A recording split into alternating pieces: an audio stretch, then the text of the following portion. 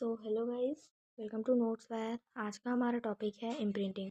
Synopsis में है introduction, definition, features of imprinting, types of imprinting, Konrad Lorenz in and imprinting conclusion importance of imprinting, difference imprinting versus general learning, conclusion and reference. तो ये रहेगा synopsis. Start करते हैं introduction से। Imprinting एक खास तरह की सीखने वाला बिहेवियर है जो एनिमल के जीवन की शुरुआती दिनों में होता है। यह बिहेवियर बहुत तेजी से होता है जैसे ही एक खास स्टिम्यूल्स दिखता है और यह लाइफ लॉन्ग याद रखता है। डेफिनेशन है, इम्प्रिंटिंग एक ऐसा प्रोसेस है जिसमें ऑर्गेनिज्म अपने जीवन के शुरुआती समय में किसी खास ऑब्जेक्ट या इंडिविजुअल को पहचानता है और उसके साथ एक स्ट्रॉन्ग परमानेंट बॉन्ड बना लेता है। नेक्स्ट है फीचर्स ऑफ इम्प्रिंटिंग। इम्प्रिंटिंग एक विशेष प्रकार का सीखना होता है जो जीवन के प्रारंभिक समय में होता है और स्थायी रहता है। इसके मुख्य फीचर्स निम्नलिखित हैं। पहला है क्रिटिकल पीरियड। इम्प्रिंटिंग केवल एक सीमित समय में ही हो सकता है, जैसे जन्म के कुछ घंटों या दिनों के भीतर। सेकेंड है इरिवर्सिबल। एक बार इम्प्रिंटिंग हो जाए तो उसे बदला नहीं जा सकता, यह परमानेंट मेमोरी में दर्ज हो जाता है। थर्ड है नो रेनफोरेंसमेंट रिक्वायर्ड। यह सीखना बिना किसी रिवॉर्ड या पनिशमेंट के होता है। ऑर्गेनिज्म अपने आप इम्प्रिंट करता है। नेक्स्ट है स्पेसिफिक स्टिम्यूल्स। इम्प्रिंटिंग किसी विशेष ऑब्जेक्ट, ऑर्गेनिज्म या आवाज से जुड़ा होता है, जैसे बच्चे का माँ को पहचानना। नेक्स्ट है एडाप्टिव वैल्यू। यह बिहेवियर सर्वाइवल के लिए इम्पोर्टेंट होता है, जैसे चिक मदर के साथ रहना रहना और उसे सुरक्षा देता है। चिक का मदर के साथ रहना उसे सुरक्षा देता है। नेक्स्ट है टाइप्स ऑफ इम्प्रिंटिंग। इम्प्रिंटिंग के कई प्रकार होते हैं जो अलग अलग बायोलॉजिकल कॉन्टेक्स्ट में देखे जाते हैं। पहला है फाइलल इम्प्रिंटिंग। इसमें न्यूबॉर्न ऑर्गेनिज्म अपने पेरेंट्स को पहचानना सीखता है। यह सर्वाइवल के लिए ज़रूरी होता है ताकि न्यूबॉर्न भोजन और सुरक्षा पा सके। एग्जाम्पल है डकलिंग्स का पहली बार देखने वाले ऑब्जेक्ट के पीछे चलना।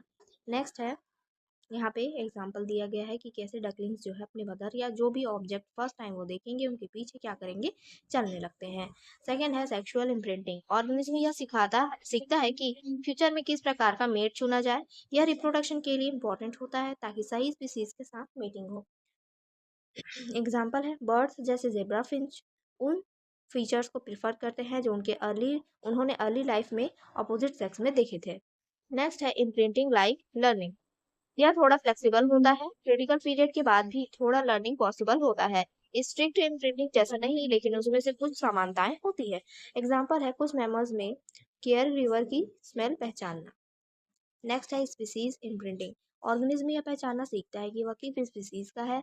यह मेटिंग और सोशल इंटरेक्शन में हेल्प करता है। एग्जाम्पल है अगर किसी बर्ड को गलत स्पीसीज के साथ पाला जाए तो वह बाद में उसी स्पीसीज को प्रेफर करेगा। नेक्स्ट है रिवर्स इम्प्रिंटिंग। कुछ स्पीसीज में जो इंडिविजुअल्स अर्ली लाइफ में बहुत ज़्यादा इंटरेक्शन में आते हैं उनके साथ बाद में मीटिंग नहीं होती। यह इनब्रीडिंग को रोकने के लिए हेल्पफुल होता है। एग्जाम्पल है कुछ मैमल्स में सिबलिंग्स के बीच मीटिंग अवॉइड होती है।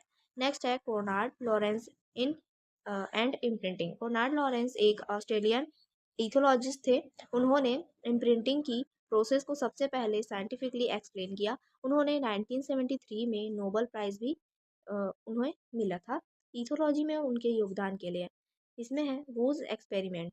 लॉरेंस ने अपने एक्सपेरिमेंट में दिखाया कि अगर एक न्यूली हैच्ड गूजलिंग सबसे पहले इंसान को देखे तो वह उसी को फॉलो करने लगता है। उन्होंने गूजलिंग्स को दो ग्रुप में बांटा। एक ग्रुप ने मदर गूज को सबसे पहले देखा और वो उसे फॉलो करने लगे। दूसरे ग्रुप ने लॉरेंस को सबसे पहले देखा, वो लॉरेंस को फॉलो करने लगे। लॉरेंस ने बताया कि इम्प्रिंटिंग सिर्फ एक क्रिटिकल पीरियड में ही होता है, यानी अर्ली लाइफ की छोटी सी विंडो में। अगर इस टाइम विंडो में बच्चे को कोई ऑब्जेक्ट ना दिखे तो इम्प्रिंटिंग नहीं होगी। नेक्स्ट है इंपॉर्टेंस ऑफ इम्प्रिंटिंग। पहला है पेरेंटल अटैचमेंट। इम्प्रिंटिंग से ऑफस्प्रिंग अपने पेरेंट्स को पहचानते हैं जिससे वे प्रोटेक्शन और केयर पा सकें। सेकंड है हेल्प इन सर्वाइवल। चिक्स या अन्य जो है लाइन्स जल्दी अपने केयर गिवर को पहचानते हैं जिससे फीडिंग वार्मथ और सेफ्टी मिलती है। इससे सर्वाइवल रेट बढ़ता है। थर्ड है social behaviour development. Imprinting future में होने वाले सोशल इंटरेक्शन और स्पीसीज स्पेसिफिक बिहेवियर के लिए फाउंडेशन तैयार करता है। नेक्स्ट है स्पीसीज रिकॉग्निशन। इम्प्रिंटिंग से ऑर्गेनिज्म को अपनी स्पीसीज पहचानने में मदद मिलती है जिससे करेक्ट मेटिंग पार्टनर का चुनाव हो पाता है। नेक्स्ट है डिफरेंस देखेंगे imprinting versus general learning feature है और इन दोनों में डिफरेंस। टाइमिंग है इम्प्रिंटिंग की केवल अर्ली लाइफ में, और जो जनरल लर्निंग है वो जीवन भर किसी भी समय हो सकता है। जबकि जो रिवर्सिबिलिटी है इम्प्रिंटिंग की वह इरिवर्सिबल होता है, यानी कि एक बार हो गया तो वो परमानेंट रहेगा। जबकि जो जनरल लर्निंग है वो रिवर्सिबल होती है, मॉडिफाई की जा सकती है। नेक्स्ट है स्टिम्यूल्स स्पेसिफिसिटी।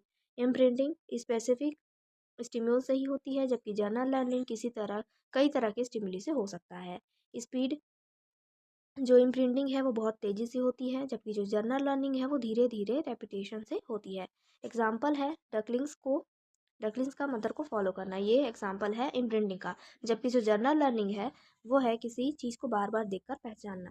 नेक्स्ट है डिपेंडेंसी ऑन एक्सपीरियंस। इम्प्रिंटिंग में कम अनुभव भी हो जाता है इम्प्रिंटिंग, जबकि जो जनरल लर्निंग है वो अनुभव के एक्यूमुलेशन पर निर्भर करता है। नेक्स्ट है कंक्लूजन। इम्प्रिंटिंग एक पावरफुल बिहेवियरल प्रोसेस है जो ऑर्गेनिज्म की अर्ली लाइफ में होता है और पूरे जीवन पर असर डालता है। ये सर्वाइवल और सोशल बॉन्डिंग के लिए बेहद ज़रूरी होता है। इम्प्रिंटिंग और नेचर सॉरी नेचर और न्यूचर दोनों का परफेक्ट एग्जाम्पल है, जहाँ जन्मजात एक्सटिंक्ट इंस्टिंक्ट और इन्वायरमेंट दोनों मिलकर एक जरूरी बिहेवियर बनाते हैं। तो ये इसका कंक्लूजन था।